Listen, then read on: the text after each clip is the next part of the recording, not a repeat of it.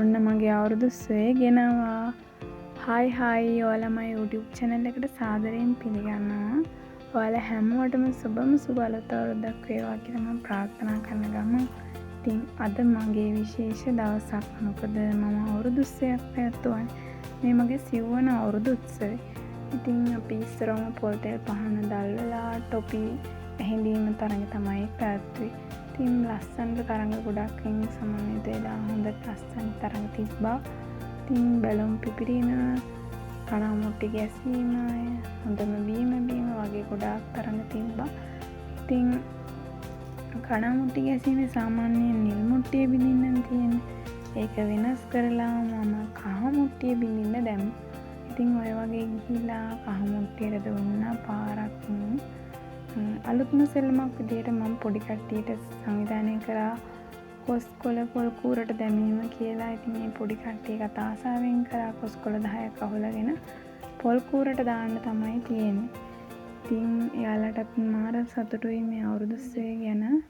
ඊට පස්සේ ඉතින් අලියට ඇහැ තිබීම වයස් භේදයක් නැතුව මම තිබ්බා.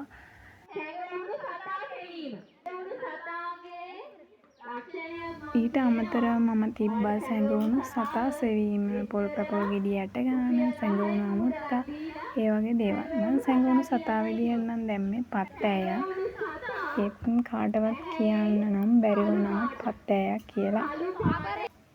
ඉතින් වැඩිහිටි කට්ටියටත් මම අලියට ඇතිවීම තරඟේ තිබ්බා. ඉතින් එයාලත් හරිම සතුටෙන් ඒ සෙල්ලම් වලට සහභාගී වුණා. ඉතින් ඒ සතුට වෙන ආරයක් ගන්න මට ඊට වඩා ගොඩාක් සතුටුයි. මගේම වියදමින් ලස්සන සංවිධානය කරපු අවුරුදු උත්සවයේ මේ විදිහට එයාලා සතුටු වෙනකොට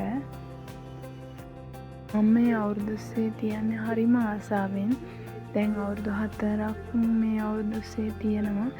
මගේම මූල්‍ය වියදමින් තමයි මේවා කරන්නේ.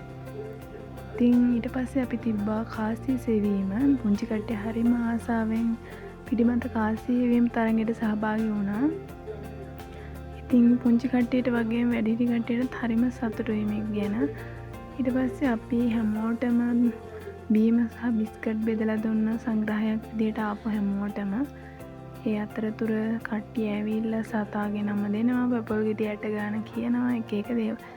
ඉතින් ඊට පස්සේ අපි ගෝණි පැනීම සූදානම් කරා. පොඩි කට්ටියට ගෝණි පනින්න තිබ්බේ. ඊට පස්සේ යාලා ওই විදිහට දුවගෙන ගිහිල්ලා ගෝණි පැන්නා. හැබැයි පැනිලා දෙන්නෙම බිම ඇද වැටුණා. ඇත්තටම හරි දුකයි ඒ අවස්ථාවවලදී.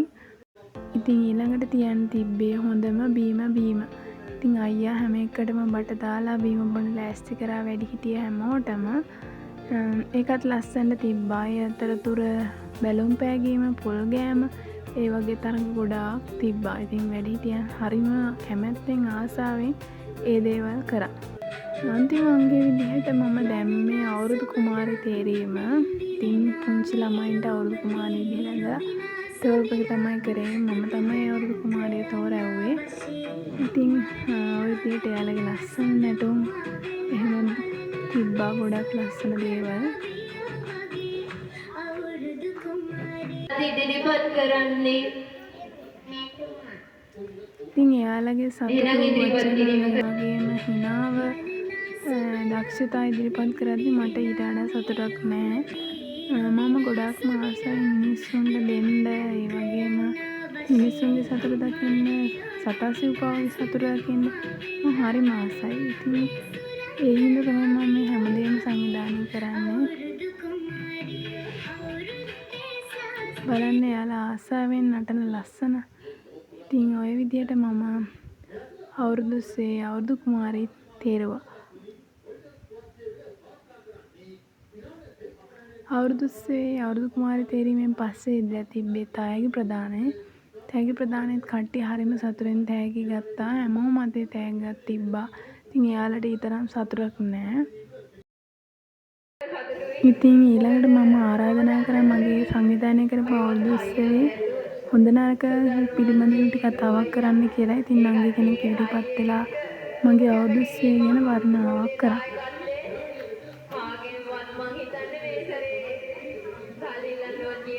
අක්ක තනිය මූලේ දාගත්තේ දක්වල තියෙන්නේ.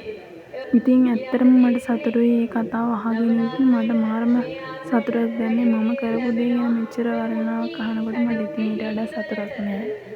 තවත් මගේ හිත ධෛර්යමත් වෙන එක තමයි වෙන්නේ.